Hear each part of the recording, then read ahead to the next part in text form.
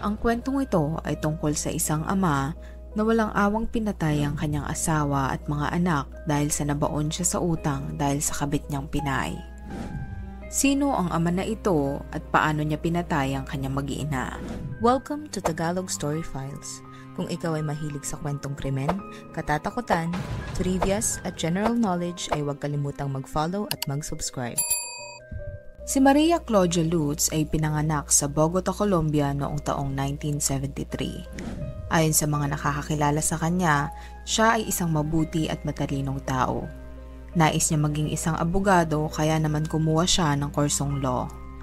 Habang siya ay nag-aaral sa isang law school, ay nagkita sila ng kanyang kababata. Ang kababata niyang ito ay kinilalang si Fernando Manrique. Dahil sa madalas silang pagkikita ay nagkapalagayan ng loob ang dalawa. Di kalaunan ay naging magnobyo at nobya sila. Dahil sa pagpupursigi ni Maria ay nakapagtapos siya sa law school. Nag-take si Maria ng bar exam para maging isang ganap na abogado at siya ay nakapasa. Habang si Fernando naman ay nagtatrabaho sa isang company nung panahon na iyon. Si Fernando ay sumasahod ng 300,000 Australian dollars kaya naging maganda ang daloy ng kanilang pamumuhay. Dahil sa labis na pagmamahal ni Fernando at Maria sa isa't isa, ay napagdesisyonan nilang magpakasal. Patapos ang kanilang kasal ay nagtungo sila sa Sydney, Australia noong taong 2000 para doon magtrabaho. Naging maganda ang buhay nila mag-asawa sa Australia kaya naman pinili nila na maging citizen na doon at doon manirahan. Bumili ng bahay ang mag-asawa sa 68 Sir Thomas Mitchell Drive, Davidson, New South Wales. Ang bahay na nabili nila ay nagkakahalaga ng 580,000 Australian dollars o kung i-convert sa Philippine peso ay nagkakahalaga ng 21.5 million. Nagbunga ang pagmamahala ni Fernando at Maria. Siya ay nagdadalang tao sa una nilang anak at dahil doon kaya napagdesisyonan ni Maria na tumigil sa pagtatrabaho bilang abogado. Noong May 15, 2005 ay ipinanganak ni Maria ang kanilang panganay na anak at pinangalanan nila itong Elisa. Makalipas ang isang taon ay nasundan muli ang bunga ng pagmamahalan ng mag-asawa. Pinanganak niya ang bunso nilang anak noong August 24, 2006 at pinangalanan nila itong Martin. Masaya ang mag-asawa sa pagdating ng kanilang dalawang anak. Ngunit sa kabila nito ay matinding pagod, hirap at pagtitiis ang pinagdadaanan ng dalawa. Dahil ang dalawa nilang anak ay may espesyal na kondisyon. Sila ay mayroong non-verbal autism. Ang non-verbal autism ay isang kondisyon kung saan hirap magsalita o hindi nakakapagsalita ang isang tao. Ang kondisyon ng kanilang mga anak ang naging malaking pagsubok sa kanilang pamilya. Ngunit sa kabila ng lahat ay pinilit pa rin ni Maria na maging matatag para sa kanyang mga anak. Dahil sa hirap ng pag-aalaga sa kanyang dalawang anak, ay nagdesisyon si Maria na umalis na ng tuluyan sa kanyang trabaho bilang isang abogado para matutukan ang mga anak. Naging supportive naman si Fernando sa naging desisyon ni Maria. Noong lumaki na sina Martin at Elisa, ay ipinasok sila ng mag-asawa sa isang normal na paaralan sa St. Lucie School.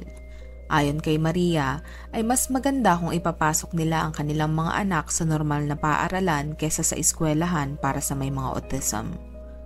Gusto daw ni Maria na maranasan ng mga anak ang makihalubilo sa mga normal na estudyante para hindi sila maging mahiyain sa kabila ng kanilang kondisyon. Ayon sa mga guro sa St. Lucie School ay mahilig sa arts ang magkapatid. Mahilig umanong magpinta si Martin at si Elisa naman ay mahilig sumayaw at kumanta. Nag-aalala man siya sa mga anak pero kailangan niyang gawin iyon para matuto sila. Para mabantayan ni Maria ang kanyang dalawang anak, ay nag-volunteer siya sa kantin ng St. Lucie School. Ang mga taong nakakakilala kay Maria ay pinatotohanan na siya ay isang mapagmahal at maalagang ina. Araw-araw umano ay maaga itong gumigising para asikasuhin ng mga anak niya na papasok sa eskwelahan. Inakala ng mag-asawa na magiging maayos na ang kanilang buhay dahil tila sumasang-ayon sa kanila ang tadhana. Ngunit noong taong 2013 ay natanggal si Fernando sa trabaho. Kinailangan umanong magbawas ng tao ng kumpanya dahil nalulugi na ito. At isa sa natanggal si Fernando. Gumawa si Fernando ng paraan para hindi mabakante kaya't nag-apply siya sa ibang kumpanya.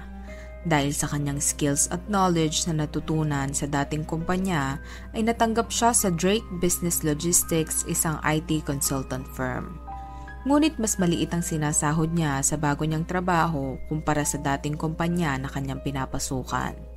Siya ay sumasahod ng 190,000 Australian dollars sa bago niyang trabaho.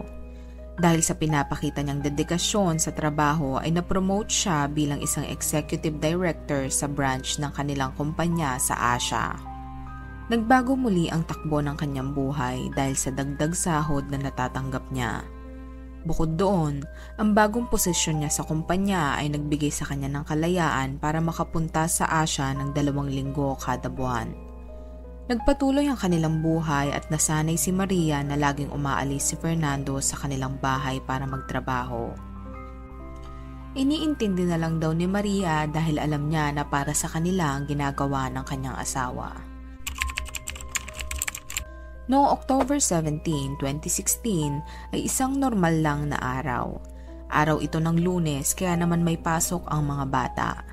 Ngunit ang kaibigan ni Maria na si Nicole ay nagtataka kung bakit alas 10 na ng umaga ay hindi pa rin sila dumadating sa eskwelahan. Kaya naman minabuting puntahan ni Nicole ang teacher ni na Martin at Elisa para tanungin kung nandun na ba sila. Ngunit wala pa daw ang mga ito. Kaya naman tinawagan ni Nicole si Maria para tanungin kung nasaan na sila. Ngunit nang subukan niya itong tawagan ay hindi daw ito sumasagot. Sinubukan niya ring tawagan ang telepono ni Fernando ngunit hindi rin ito makontakt. Nagsimula nang mag-alala si Nicole kaya naman tumawag sila sa mga otoridad para magsagawa ng welfare check. 10:55 ng umaga ng parehas na araw ay dumating ang 2 pulis sa bahay nila Maria. Sinubukan nilang kumatok sa pintuan ngunit walang sumasagot. Tinignan din umano nila ang bintana ng bahay ngunit walang tao sa loob. Napansin ng mga otoridad na nandoon ang sasakyan ng mag-asawa kaya nagsimula na silang magtaka. Nagpumilit ang kaibigan ni Maria na si Nicole na pumasok na sa loob ng bahay para makita kung nandun ba sila. Kaya naman sinubukan ng mga pulis na buksan ang bintana. Nang mabuksan nila ito ay hinila nila ang kurtina. Nang mahila nila ito ay tumambad sa kanila ang katawan ni Maria na tila natutulog lamang. Sinubukan umano nilang tawagin si Maria ng paulit-ulit ngunit hindi ito sumasagot. Kaya naman nag-request na ang mga otoridad ng backup at ambulansya. Habang hinihintay nila ang pagdating ng kanilang backup, ay sinubukan nilang buksan ang pinto at pasukin ang bahay. Pagpasok nila ay nakita nila ang nakahigang katawan ni Fernando sa hallway ng kanilang bahay. Nilapitan nila ito at agad na chinek. Nang ito ay ma-check nila, nakumpirma nila na wala na itong buhay.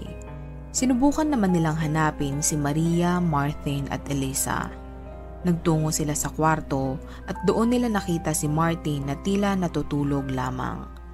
Ngunit nang lapitan nila ito ay nakumpirma nila na wala na rin itong buhay. Napansin din ng mga otoridad ang alagang aso ng pamilya Manrique na isang bull mastiff na nagngangalang Tequila na wala na ding buhay. Nakita rin sa kabilang kwarto sina Maria at Elisa na tila natutulog lamang. Ngunit nang lapitan nila at i-check, nakumpirma nila na wala na rin buhay ang mga ito. Nang dumating na ang mga paramedics at ambulansya, ay ginawa nila ang lahat para ma-revive ang buong pamilya. Ngunit malungkot nilang ibinalita na wala na talagang buhay ang mga ito. Mabilis kumalat ang pangyayari. Agad-agad namang kumilo sa mga otoridad at sinarahan ng daan patungo sa bahay ng pamilya Manriquez. Tinawagan ng mga pulis ang pamilya ni Fernando sa Colombia para ibahagi ang nangyari sa kanila. In-interview din ng mga otoridad ang mga kapitbahay ng pamilya. Naging emosyonal ang mga ito at napaiyak lalo na nang malaman nila na pati sina Elisa at Martin ay nasawi sa pangyayari. Nang malaman ng pamilya ni Maria ang nangyari, ay agad-agad silang bumiyahe papuntang Australia. Makalipas ang 2 linggo matapos ang krimen, ay inalala ng lahat ng mga mahal sa buhay, kaibigan at kakilala kung gaano kabuti sina Maria at Fernando. Ayon sa kanila, ay isang inspirasyon ang mag-asawang Manriquez sa mga bagong kasal dahil kahit anong pagsubok ang harapin nila ay nagagawa nila itong kayanin. Ngunit ang positibong pagtingin nila kay Fernando ay magbabago matapos ang malalim na investigasyon na ginawa ng mga otoridad sa pagkatao nito. Dahil ang inaakala nilang mabait at mapagmahal na asawa at ama ay kabaligtaran pala. Si Fernando ay isang masipag at magaling na trabahador, ngunit siya rin ay mahiyain ayon sa kanyang mga katrabaho. Pero simula nang ma-promote si Fernando sa kanyang trabaho, ay tila nagkaroon umano siya ng double life ayon sa mga ulat. Ang dating mahiyain na si Fernando ay tila naging isang superstar simula nang siya ay makabiyahe sa iba't ibang lugar sa Asia tulad ng Vietnam, Malaysia at Pilipinas. Nahilig daw si Fernando sa pagpunta sa mga bar at tila ito'y confident sa tuwing nasa loob ng bar dahil ang mga babae daw doon ay ibang-iba ang trato sa kanya. Dahil sa atensyon na nakukuha ni Fernando mula sa mga babae sa Asia ay nawili ito. Bukod sa alak ay naging bisyo din niya ang pambababae. Kapag siya ay nasa bar, hindi lamang simpleng babae ang nais niyang makuha. Ang gusto daw nito ay isang high-price escort. Nang siya ay pumunta sa Kim's Tavern Bar sa Vietnam, ay may nakilala siyang babae. Lakas loob daw niya itong ipinakilala sa kanyang mga katrabaho bilang kanyang girlfriend. Ngunit ang relasyon niya sa babaeng ito ay hindi rin nagtagal dahil niloko umano siya nito. Sinabi umano ng babae na siya ay nagdadalang tao kahit hindi naman. Bukod sa Vietnam, ay nagkaroon din siya ng nobya sa Japan, Bangkok at Taiwan. Lahat ng nakarelasyon niya ay nagawa niyang itago sa kanyang asawa.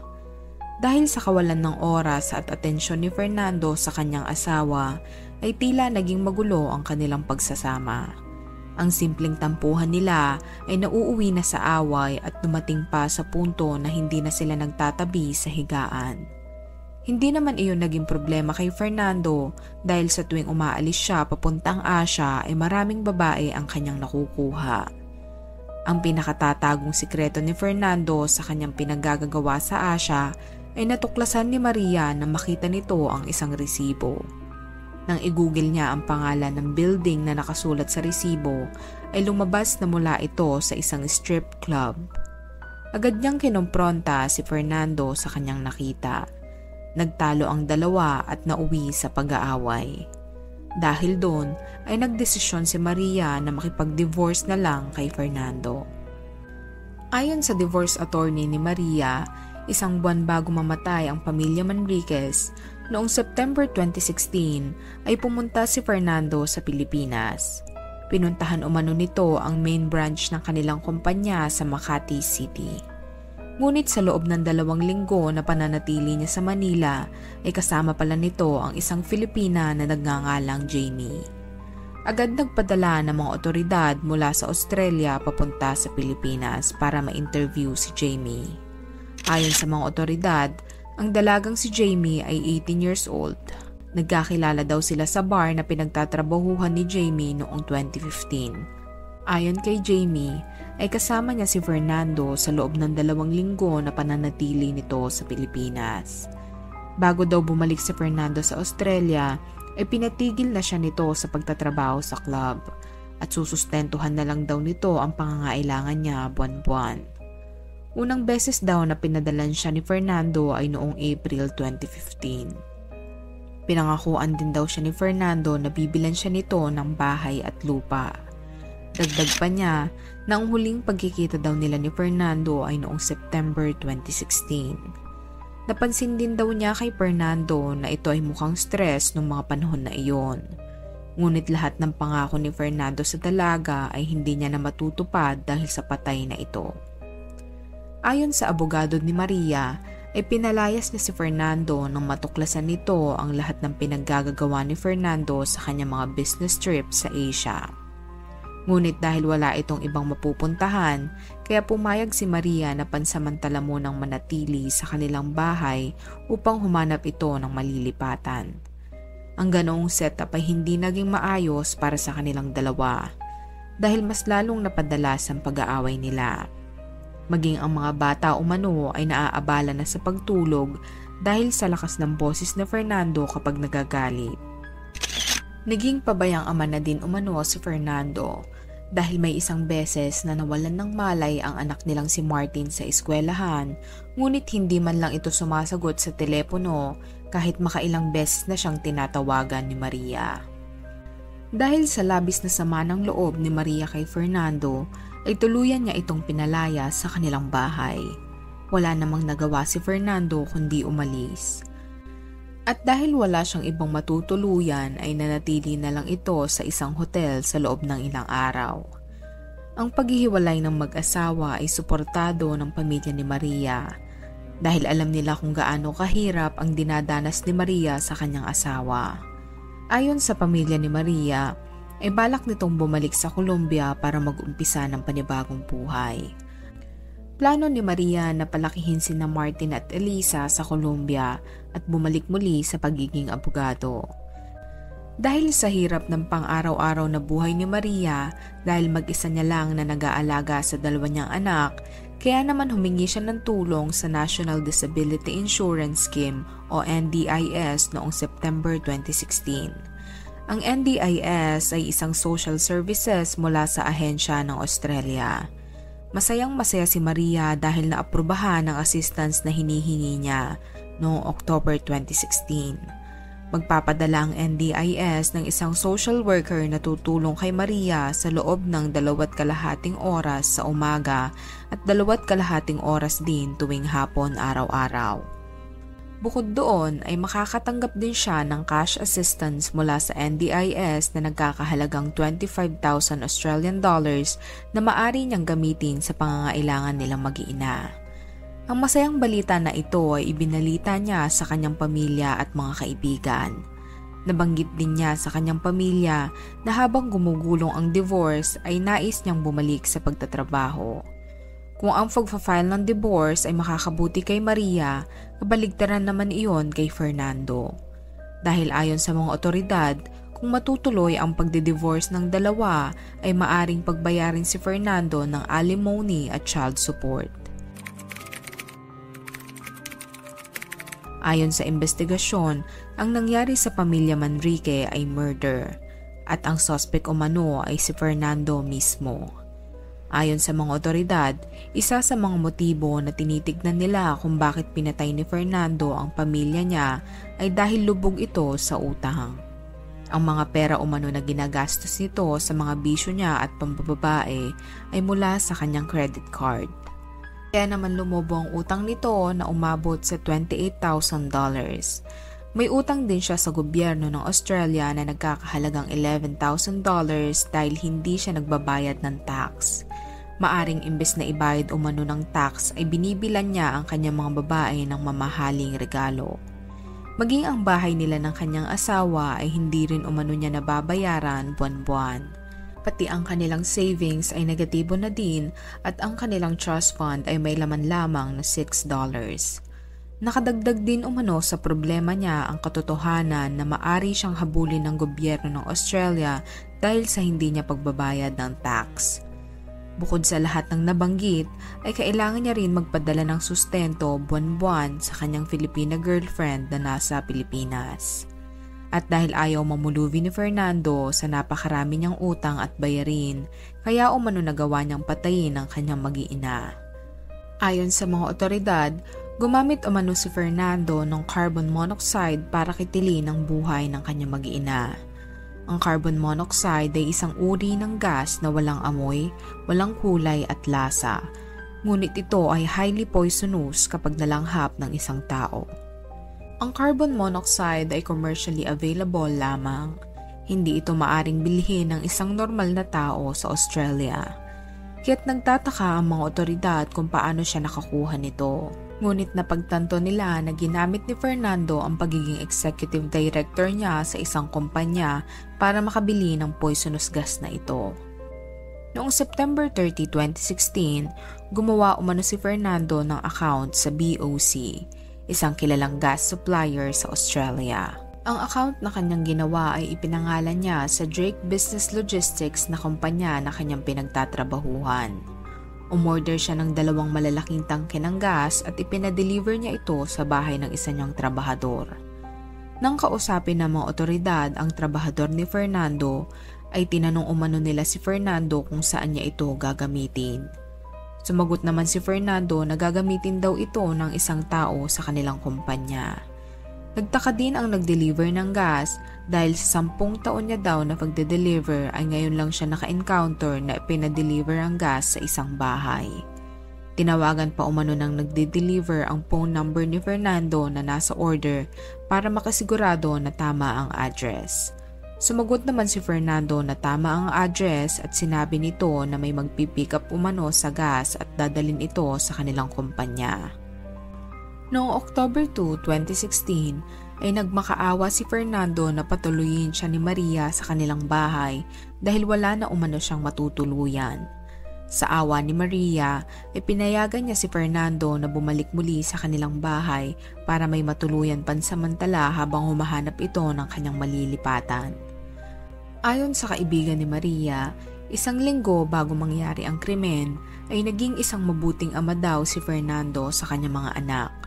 Tumutulong daw ito sa gawaing bahay at inaasikaso niya daw ang kanyang mga anak. Ayon din sa mga kapitbahay nila ay madalas nilang makita si Fernando na inaayos ang bubong ng kanilang bahay. Ngunit ang hindi nila alam, ang inaayos ni Fernando sa kanilang bubong ay parte pala ng binabalak niyang masama. Habang nasa eskwelahan si Maria at ang mga anak niya, ay pumunta si Fernando sa bahay ng trabahador niya para kunin ang carbon monoxide gas. Inuwi niya ito sa kanilang bahay at itinago niya sa garden shed. Naging abala si Fernando sa pag-install ng mga clear plastic hose. Itinago niya ito sa likod ng mga halaman para hindi makita ni Maria. Noong October 16, 2016, araw ng linggo, habang mahimbing na natutulog sina Maria, Martin at Elisa, ay isinakatuparan niya ang masama niyang plano. Ikinonekta niya ang hose patungo sa gas na nakatago sa kanilang garden shed at inilusot sa bintana ng kwarto ni Maria at saka niya binuksan.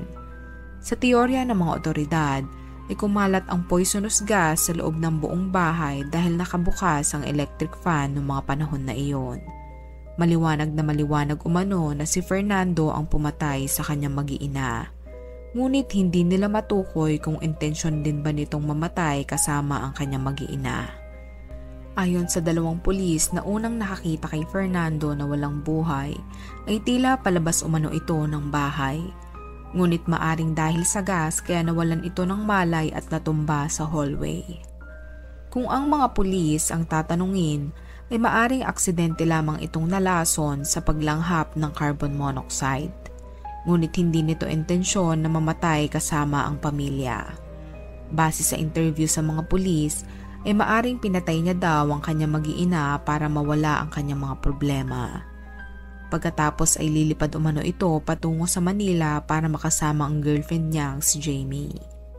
Ngunit sa mahigit 2 taon na investigasyon ng mga otoridad sa krimen na nangyari, ay opisyal nilang inilagay na nagpakamatay si Fernando kasama ang kanyang mag-iina dahil wala umano silang nakita na bumili ito ng plane ticket palabas ng bansa. Winasak din umano nito ang kanyang telepono at mga hard drives ng kanyang mga computers. Ayon sa isang psychologist, ang pagsira niya sa kanyang mga devices ay senyales na ayaw niyang malaman ng ibang tao ang kanyang ginawa. Ang tanging nakita lang ng mga otoridad ay ang huling transaksyon na ginawa ni Fernando. Pinadala niya ng pera si Jamie sa Pilipinas na nagkakahalagang 3,341 Australian dollars o kung i-convert sa Philippine peso ay nagkakahalagang mahigit 124,000 pesos.